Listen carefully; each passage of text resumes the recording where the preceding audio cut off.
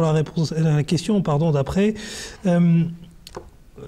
On a parlé du dernier prophète. On a parlé du fait que les autres musulmans attendent un Jésus un peu imaginaire qui va descendre de son échelle et qui va venir pacifier le monde entier. Et comme par hasard, le dernier jour le dernier jour de la création du Seigneur. Donc en fait, pourquoi il va venir, on ne comprend pas trop. Donc, mais il n'empêche que cette question est intrinsèquement liée à la revendication qu'a eue Hazrat Mirza Ghulam Ahmad.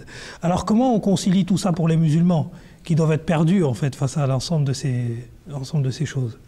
Comme vous l'avez bien dit, cette question de la Naboua après le saint prophète Naboua, c'est-à-dire l'avènement d'un prophète après le saint prophète Mohammed est intimement liée avec cette question de l'avènement du Messie et du Mahdi.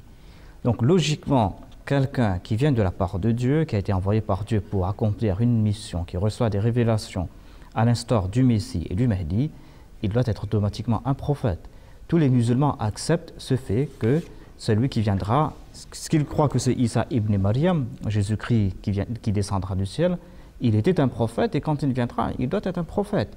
Donc ce n'est pas une question, c'est simplement une question de savoir quelle est la personne exactement. Est-ce vraiment Jésus-Christ qui descendra du ciel ou est-ce que c'est quelqu'un d'autre qui viendra? Le saint prophète, comme il a bien, Asad Saab avait dit auparavant, le saint prophète avait dit que Jésus-Christ sera Nabiullah, sera un prophète de Dieu. Maintenant, reste à savoir, si Jésus-Christ est décédé à la lumière des versets du Saint-Coran, est-ce que les prophéties du saint prophète Mohammed sont fausses? Eh bien, on doit voir cela. Je ne crois pas que ces prophéties soient fausses parce qu'ils sont en si grand nombre. Il y a beaucoup de hadiths, il y a aussi des versets du Saint-Coran qui parlent de l'événement de quelqu'un qui sera à l'image du Saint-Prophète Mohammed lui et qui va rétablir donc, la loi de l'islam de nouveau sur terre. Donc, on doit comprendre que si c'est une question d'interprétation, eh bien, s'il y a quelqu'un qui doit venir, eh bien, il sera toujours un prophète de Dieu. Et si on accepte que Khatamun Nabiyyin veut dire dernier des prophètes, c'est-à-dire que après le saint prophète Mohammed, il n'y aura pas de prophète, cela veut dire qu'il n'y aura pas de Messie, qu'il n'y aura pas de Mahdi, ce sera impossible. Donc il est le dernier prophète tout court, il est le dernier prophète chronologiquement. Mais reste à savoir si être dernier chronologiquement, est-ce que c'est là un signe de supériorité ou est-ce le fait d'être le Khatamun Nabiyyin qui veut dire le sceau des prophètes, c'est-à-dire celui qui atteste de la véracité de tous les prophètes du passé et du futur? Quel est le vrai statut du saint prophète Mohammed? Est-ce qu'il suffit de dire qu'il est le dernier prophète c'est quoi la supériorité d'être le dernier? Quelle est la supériorité? La supériorité, c'est l'excellence. Que vous soyez premier ou deuxième, c'est dans les excellences. C'est pas chronologiquement, cela n'a rien à voir. Quand quelqu'un on a considéré comme le meilleur, eh bien, il restera meilleur dans toute l'histoire. Ces personnes ne pourront se comparer au saint prophète Mohammed. Donc, ce différent concernant le Messie, le Mahdi, ou le fait que le saint prophète soit le dernier prophète, c'est un différent qui concerne l'identité. J'avais dit à une personne avec qui je conversais une fois, j'ai dit que nous avons beaucoup parlé à propos de cela. Vous, en tant que musulman, vous acceptez que quelqu'un viendra, quelle que soit la personne, est-ce que cette personne viendra pour aider l'islam, pour que l'islam puisse avoir sa suprématie, ou est-ce que cette personne va enlever quelque chose de l'islam? Il m'a dit non, la personne qui viendra pour soutenir l'islam, pour la renaissance de l'islam. J'ai dit nous acceptons la même chose. Est-ce que cette personne va retirer quelque chose de l'islam ou enlever quelque chose de l'islam?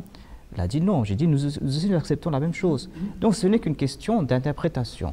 Donc on demande à tous nos frères et sœurs musulmans de lire ce que Mirza Ghulam Ahmad a écrit sur le saint prophète Mohammed. Ils vont comprendre l'amour qu'il avait pour le saint prophète Mohammed et de juger par ce qu'il a écrit, de ne pas se contenter de suivre, parce que c'est ce qu'on voit sur les forums partout. Oui. Ah, ils ont été considérés non musulmans, ils ne sont pas musulmans. Ahmadis ne sont pas musulmans, c'est tout. Et on ne veut rien d'autre savoir. Partout ce que nous voyons sur YouTube, sur les sites web, les Ahmadis ne sont pas musulmans, l'État pakistanais les a considérés non musulmans, donc on s'arrête à cela. Mais qui a le droit de juger qui est musulman ou pas?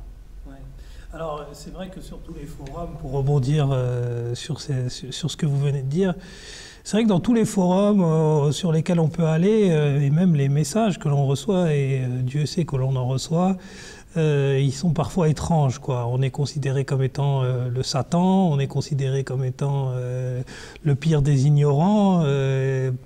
Mais en réalité, ces personnes-là n'ont pas lu ce que Hazrat Mirza Ghulam Ahmad a écrit, parce que si elles avaient lu ce que le fondateur de l'Ahmadiyya a écrit, les questions seraient tout autres. Parce qu'on peut comprendre que certaines personnes aient des questions à la suite des lectures. Mais généralement, ces questions sont beaucoup plus orientées sur ce qu'il a écrit.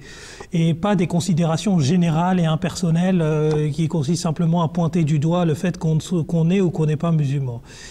Et il y a un autre facteur aussi qui joue énormément dans nos sociétés, surtout dans les sociétés occidentales, où les gens ont une connaissance de l'islam qu'on pourrait dire par voie de succession, c'est-à-dire des parents qui transmettent l'islam à leurs enfants, etc.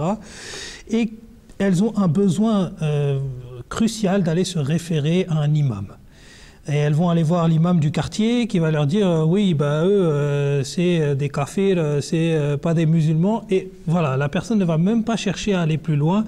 Elle va dire oui, mais moi je vous considère parce que l'imam de Bobigny ou l'imam de Bruxelles, pour représenter tous ceux qui sont ici, on dit que vous étiez non musulman, donc moi je discute pas plus. Donc vraiment l'appel aux musulmans, c'est ça, c'est d'aller voir quand même ce que le Messie promis a écrit.